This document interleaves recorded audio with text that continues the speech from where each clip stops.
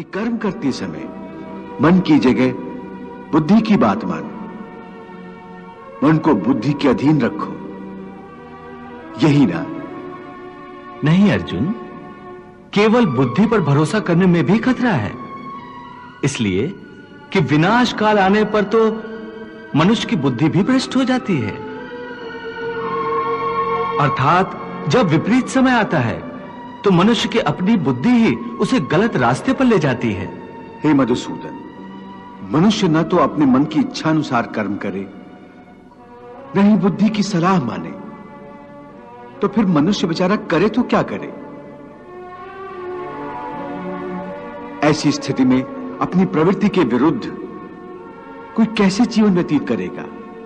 हे मधुसूदन, मुक्ति और मोक्ष का रास्ता अपनाने के लिए कोई मनुष्य अपनी प्रवृत्ति को कैसे बदल सकता है? इसका कोई तरीका मुझे बताओ। प्रवृत्ति को बदलने से पहले यह जान लेना आवश्यक है कि प्रवृत्ति कैसे बनती है। हे अर्जुन, मनुष्य जन्म से ही अपने साथ सत्व, रज और तम 3 गुणों को लेकर पैदा होता है। इस सृष्टि की रचना इन्हीं 3 गुणों के आधार पर की गई है।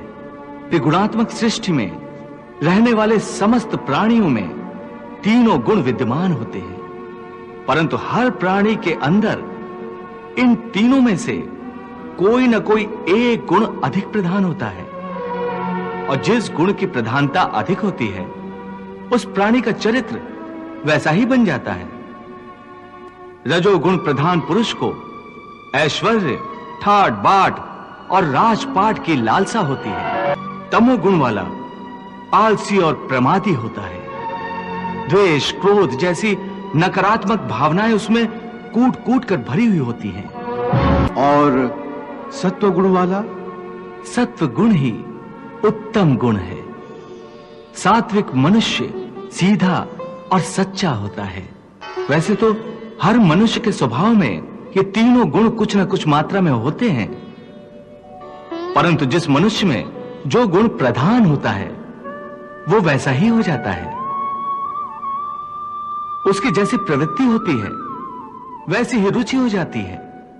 सो हर मनुष्य अपनी प्रवृत्ति और अपनी रुचि के अनुसार ही कामना करता है कि कर्म कर